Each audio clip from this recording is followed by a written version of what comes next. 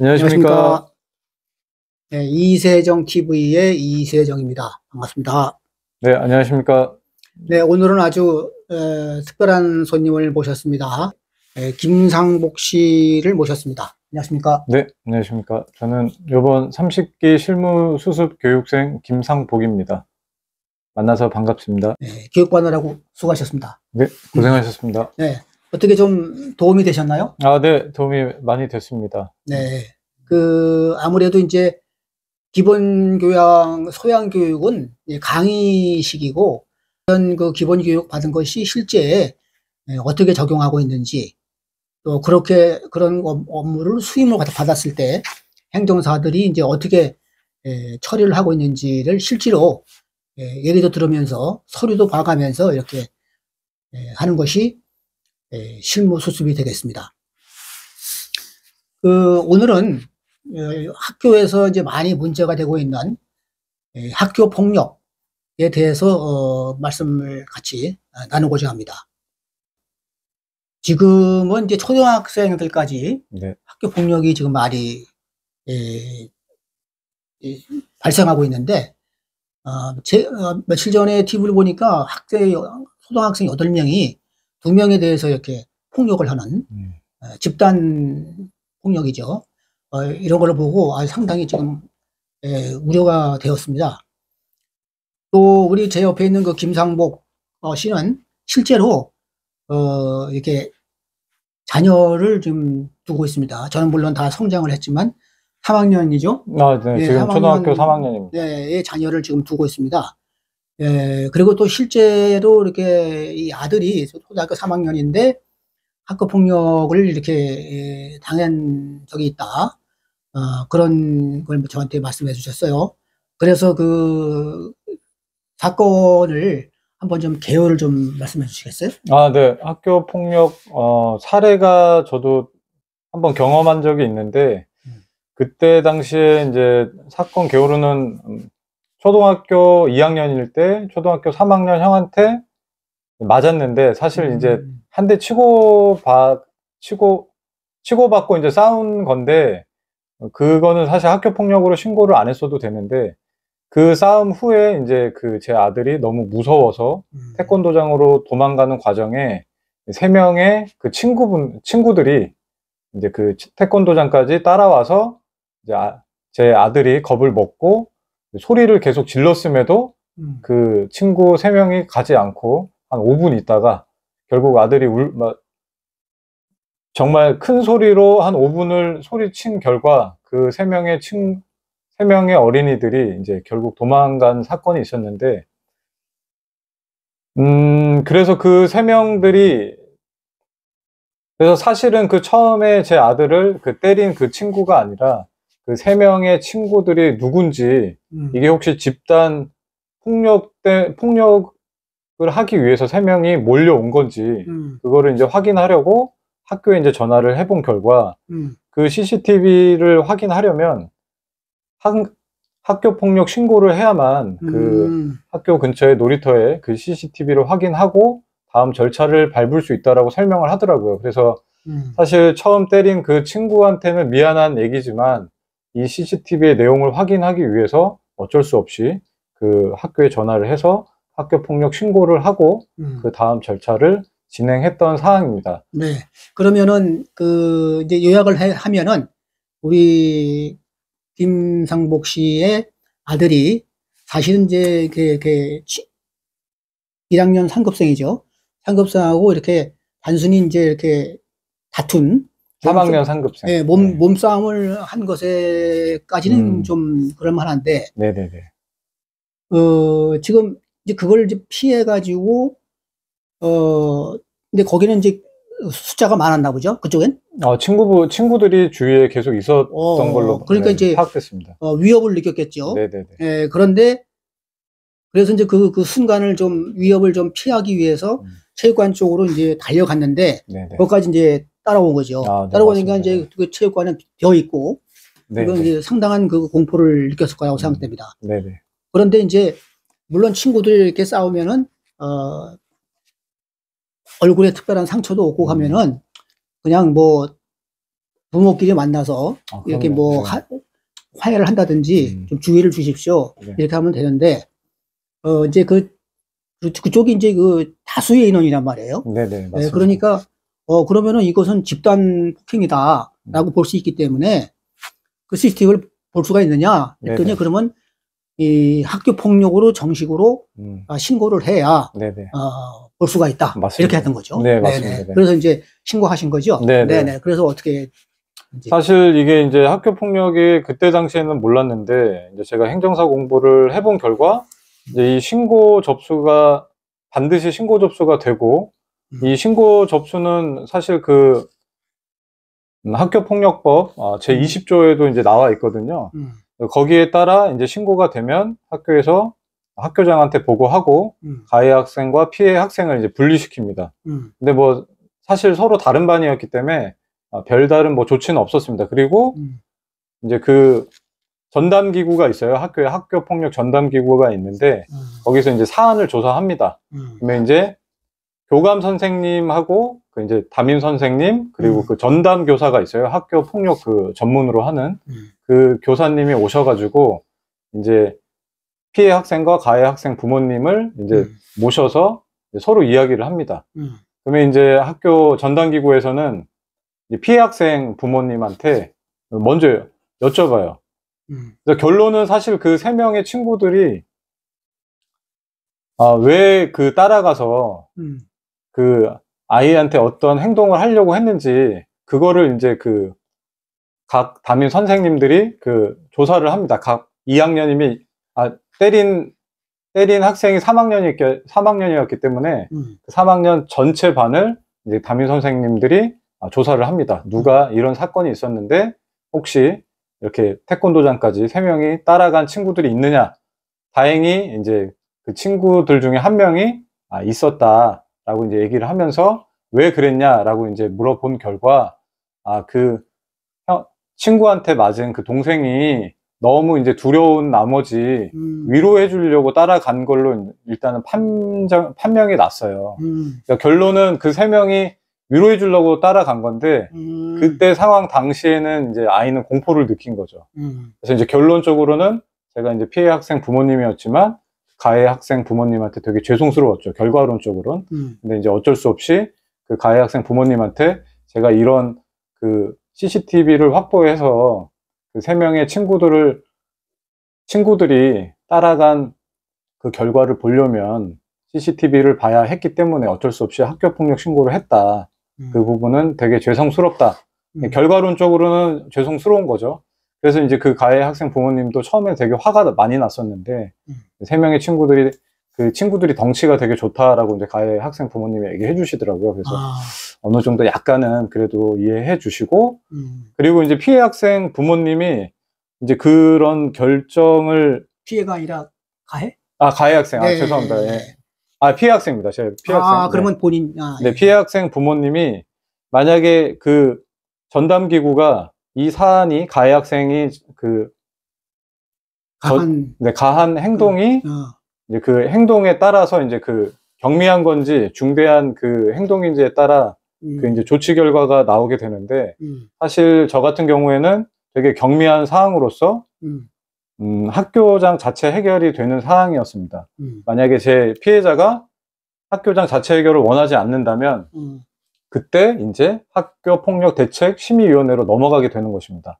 그러면은 지금까지 정리를 해드리면은 조사를 해보니까 학교폭력 신고를 일단 했죠. 했는데 우선은 그 학교폭력 대책위원회인가요? 네, 학교폭력대책심의위원회. 대책심의위원회의 안건을 상정할 것인지. 네네. 근데 지금은 법이 개정돼 가지고 지금은 학교폭력 대책위원회가 교육청으로 다 갔고 다만 학교에는 학교폭력 전담기구라는 게 있습니다. 네. 그렇죠? 네, 전담기구가 있는데 그래서 이제 초기에 사안 조사를 원래는 전담기구에서 이제 했는데 학교 선생님이 그러면 사실 담임도 하시고 업무에 너무 버든이 많이 생겨서 그렇죠. 짐이 생겨서 그래서 이제는 아마 내년부터는 조사관을 임명해서 그 분들이 이제 사안을 조사하고, 그리고 이제 그 전담기구의 그 책임 교사, 학교폭력 책임 교사 분들의 업무를 경감시켜주는 예. 법안을 이제 마련한다고 합니다. 네. 그러니까 이제 그 학교폭력 전담기구라고 하는 거는 네네. 대책심의위원회 넘기기 전에 네네. 자체 학교마다 설치되어 있는 학교폭력 전담기구에서 네네. 진상조사를 하고 이것을 사안이 중대하니 학교폭력 대책위원회 교육청으로 넘길 것이냐 안 할 것인가를 결정하는데 지금 우리 김상복 씨의 사건 같은 경우는 네. 학교 자체 내에 있는 학교폭력 전담기구에서 넘기지 않기로 네네네. 결심을 한 거죠. 요건 충족이 됐어요. 학교장 자체 해결에 요건 충족이 돼서 그냥 그러려면 이제 아무래도 제일 중요한 게 이제 피해자니까 그렇습니다. 피해자의 부모가 동의를 했겠죠. 그렇죠. 네네. 참고로 이제 그 학교폭력 전담기구는 교감 선생이 이제 그 전담기구의 총괄이고 맞습니다. 전문 상담교사가 있고 보건교사가 있고 책임교사 이렇게 4명으로 구성되어 있는데 필요에 따라서 더 그 전담기구에 또 이렇게 포함시킬지 안 시킬지는 이제 학교에서 재량으로 이렇게 하겠죠. 네네. 네. 그래서 그 학교 폭력에서 저도 이제 그런 경험을 살려서 이제 지금 학교 폭력 전문 행정사로 이제 좀 더 공부를 하려고 하는데, 네네. 요번에 지금 학교 폭력 전담기구 학부모 구성원 추천 안내서를 받았어요. 네, 다시 한번 말씀해 주시죠. 학교폭력 전담기구에는 전담기구. 예. 그 전담기구에는 이제 학부모도 들어가나 보죠? 학부모가 그 전담기구에 그 구성원의 3분의 1 이상을 학부모로 이렇게 채워야 되거든요. 그래서 그 학부모 구성원 추천 안내라는 이 교육통신이 학교에서 그 문서를 받아가지고 제가 이번에 이제 신청을 했는데 네네. 될지 안 될지는 잘 모르겠습니다. 네, 그러니까 이제 학교폭력 전담기구에서 심의하는데 아까 말씀드린 교사들은 학교의 교사들이고 교감선생이라든지 전문 상담교사라든지 보건교사, 책임교사 그 외에도 학부모를 전담기구에 이쪽도 여기도 심의하는 거 있는데 거기에 학부모를 하는데 그러니까 만약 자기 문제면은 거기에 해당 안 되겠죠. 그렇죠. 네, 왜냐하면 이제 자기가 직접 이해관계가 있을 경우는 아마 재척을 할 겁니다. 네, 그래서 맞습니다. 그런 부모를 이제 모집을 한다 이거죠, 학교에서. 네네. 그래서 심의를 신청을 했습니까? 네, 지금 어제 신청을 했습니다. 결과가 좀 좋게 나와서 저도 좀 경험을 좀 많이 쌓고 그러면 몇 명을 모집하나요? 지금 제가 보니까 3명 모집한다라고 나와 있었어요. 3명? 네네네. 그럼 어떻게 지금 아직 확정이 됐나요? 아니요. 이제 냈으니까 지금 언제 결과 발표가 나올지는 잘 모르겠습니다. 제가 볼 때는 아마 많이 지원을 안 했을 것 같습니다. 예. 어쨌든 자녀를 둔 사람으로서는 또 도움도 될 거고, 네네. 또 이제 앞으로 학교 폭력을 좀 많이 이렇게 행정사 개업을 하시면은 그 분야를 좀 이렇게 좀 맡아서 네네. 수임을 받아서 하고 싶은 그런 의지가 있으십니다. 네. 그럴 경우에 아무래도 도움이 되겠죠. 네. 예, 아주 잘 신청하셨습니다. 네. 그래서 그때 이제 또 번외로 말씀드리면 결과론적으로 학교장 자체 해결이 됐고 좋게 끝났습니다. 근데 가해 학생이 제일 걱정하는 부분은 이 가해 학생이 이 했던 행동이 생활기록부에 남냐 안 남냐 그거 가지고 지금 제가 입장을 바꿔도 그 부분이 제일 신경이 쓰였을 것 같습니다. 네. 그래서 이 생활기록부는 기록이 되나요? 네. 이 생활기록부는 되게 안타깝게도 학교장 자체 해결로 되더라도 네. 그 요건이 있습니다. 그러니까 학생 기록부에 네네. 생활기록부라고 하나요? 그 생활기록부에 네네. 등록이 기재가 되는지 안 되는지 네네. 예, 일종의 우리가 말하는 전과죠. 네. 그런 게 기록이 되는지 안 되는지 어떤 조건이 있는지. 뭐 일단은 되게 가벼운 사항에 관해서는 졸업과 동시에 생활기록부가 기록이 삭제되고 예. 그리고 이제 보통은 졸업 후 2년까지 보존합니다. 자체 문서. 네네. 근데 이제 지금 이것도 이제 내년에 개정이 되는데 예를 들어 뭐 이 가해 학생이 특별교육이나 심리치료가 필요하다거나 그리고 출석 정지 그리고 출석 정지, 그리고 학급 교체에 해당하는 그런 사안의 경우에는 이제 졸업 후 4년까지 생활기록부가 보존이 되고, 그리고 영구 보존 경우도 있어요. 이 가해 학생이 퇴학을 일으킬 정도의 중대한 이제 가해를 가한 경우에는 이 생활기록부가 영구 보존이 됩니다. 그래서 보통은 경미한 사항인 경우에는 졸업과 동시에 생활기록부에서 삭제된다라고 생각하시면 될 것 같습니다. 예, 예. 근데 생활기록부에 일단 적었다가 네네. 경미한 사항이라도 네네. 일단 한번 그 일종의 이제 입건이죠. 맞습니다. 입건이 네. 되면은 네. 예, 그러니까 이제 가해자로 판명이 나면 네네.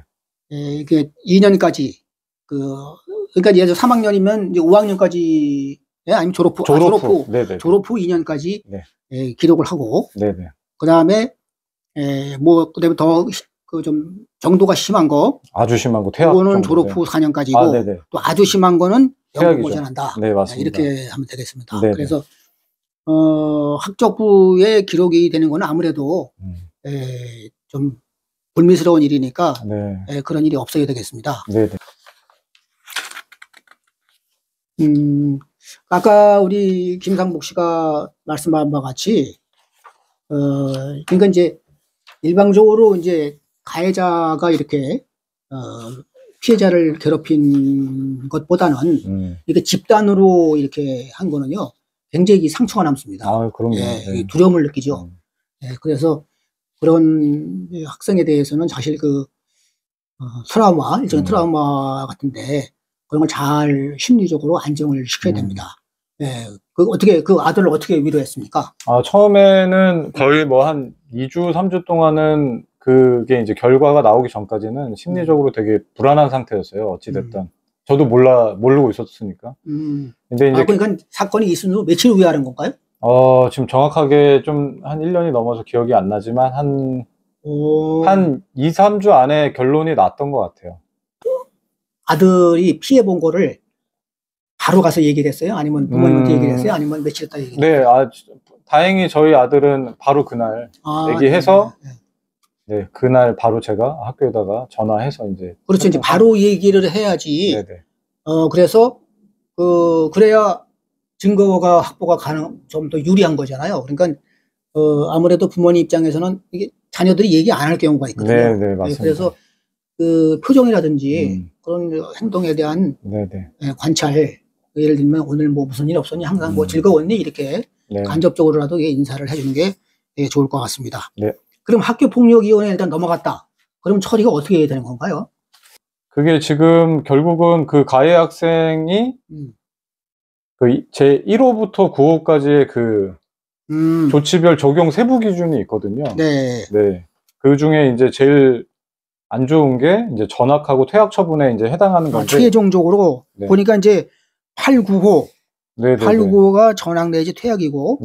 1호는 피해 학생에 대한 서면 사과. 제일 약한 거죠. 네. 그래서 그 가해 학생 조치별 적용 세부 기준을 정해서 이 가해 학생을 어떻게 할 건지 그 조치 결정을 이제 학교장에게 이제 통보를 하겠죠.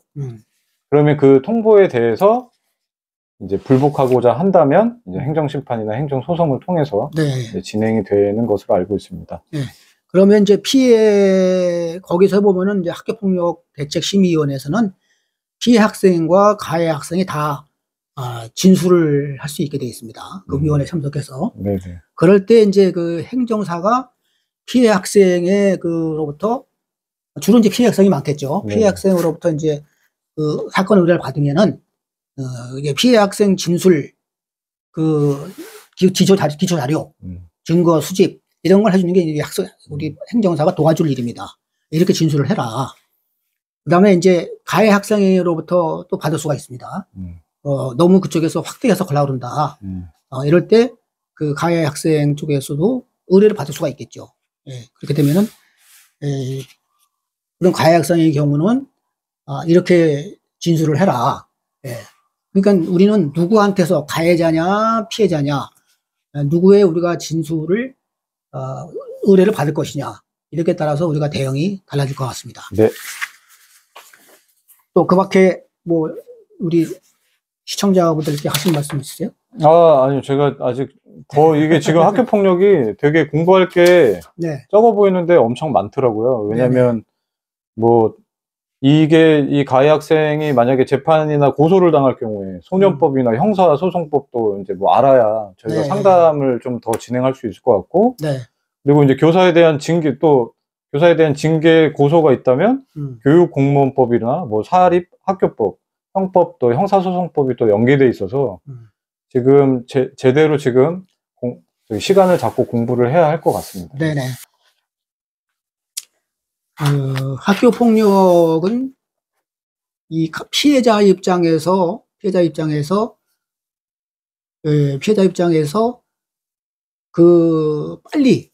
빨리 대책을 강구를 해야 됩니다. 그러니까 물론 가해자 입장에서는 좀 불편하겠지만은 그것이 세월이 흐르면은 증거도 사라지고, 또 거기다가 이 피해 학생이 자기 자녀죠. 자녀가 말 못하는 그런 혼자 끙끙 앓고 있는 경우가 있잖아요. 분노와 이런 스트레스, 또 그런 것이 쌓이게 됩니다. 예, 그래서 그런 거는 잘 감지를 해서 비록 가해자를 보복하기 위해서 그런 것이 아니라, 예, 그런 자녀의 앞길을 위해서라도 빨리 조치를 취하고, 그래서 하루빨리 자녀가 정상적인 생활을 할 수 있도록 도와줘야 되는 거죠. 그러기 위해서는 우리 행정사, 그다음에 변호사. 근데 우리 행정사는 수임 비용이 쌉니다. 예, 그리고 우리 김상복 씨 같은 경우는 이제 자녀가 있는데 학폭을 또 경험을 했어요. 예, 그러면은 잘 처리하게 되지 않을까. 네, 예, 그래서 이제 해봐야죠. 행정사 사무소를 개설할 일만 남았는데, 언제 개업할 예정입니까? 저는 지금 이제 실무 교육이 오늘 끝나면 한 달 있다 수료증이 나오면 아마 한 2월 초 정도에 업무 신고하지 않을까 싶습니다. 네, 새해 들어서, 내년이 용띠인가요? 예. 새해 들어서 이제 부동산 중개업하고 행정사업 두 개를 하게 되는데, 좀 학폭 같은 경우는 이제 학부모 입장에서 네네. 많이 자상하게, 네. 정말 정의롭게 하려면 가해자도 물론이고, 가해자도 사실은 학생들도 참 마음이 편하지 않을 겁니다. 예, 그러니까 그런 거를 그러니까 심리를 읽어서 어렸을 때에 서로 내가 때려서 받은 미안한 그런 감이라든지 죄책감, 그 다음에 피해자로서의 억눌림, 이런 거를 빨리 감춰야, 빨리 해결해야 될 것 같습니다. 요 최근에 이제 아동에 대한 우울증이라든지, 또 아동들의 이제 폭력, 그러니까 분노 조절 장애라고 그러죠. 예. 그러니까 이제 분노 조절 장애가 굉장히 많아지고 있습니다. 과잉 행동 장애, ADHD, 뭐 이런 아동에 대한 정신질환이 많이 발생하고 있습니다. 예. 아이들이 좀 자기를 존중하는 자기의 정체감, 자기의 존중감, 그 다음에 타인을 배려하는 이타심, 이런 것도 좀 잘 가르쳐서 올바른 가치 체계를 자녀들이 갖출 수 있도록, 그렇게 되면은 다니면서 스스로 모범을 보이면서 가르쳐야죠. 예. 예, 이제 적어도 이게 2년인데, 예, 가까운 수원에 사니까 개업 잘 하시고, 네, 수시로 연락하면서 네, 열심히 준비하겠습니다. 지금까지 시청해 주셔서 감사합니다. 네, 감사합니다. 그렇죠.